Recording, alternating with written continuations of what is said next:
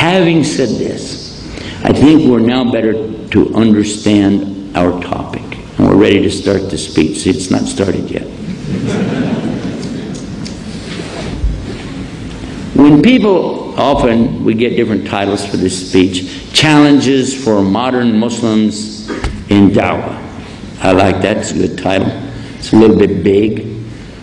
But what is the condition for this Dawah to start with? And I heard our sister mention that every Muslim has this obligation. But she didn't say why or how or she come to this conclusion. Some of you may say, well, that's her opinion. But maybe she took it from the source that we just talked about. Because if she took it from the source, which is Allah, in his recitation that came to Muhammad ﷺ, then I don't have an option. If you think you have options, you haven't really understood how intolerant Islam is on Muslims. The tolerance of Islam comes for the non-Muslims, not for Muslims. It's clear when Allah says, La ikraha fi din. There's absolutely no compulsion for you to be a Muslim.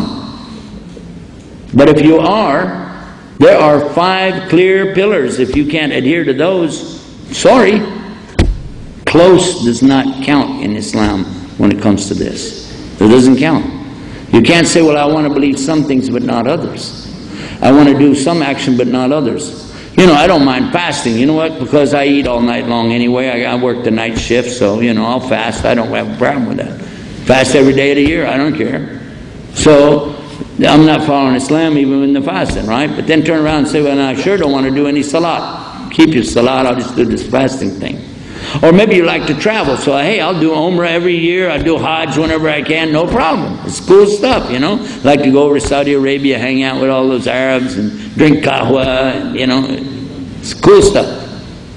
Well, not in Saudi. It'd be hot stuff, I guess. Very hot.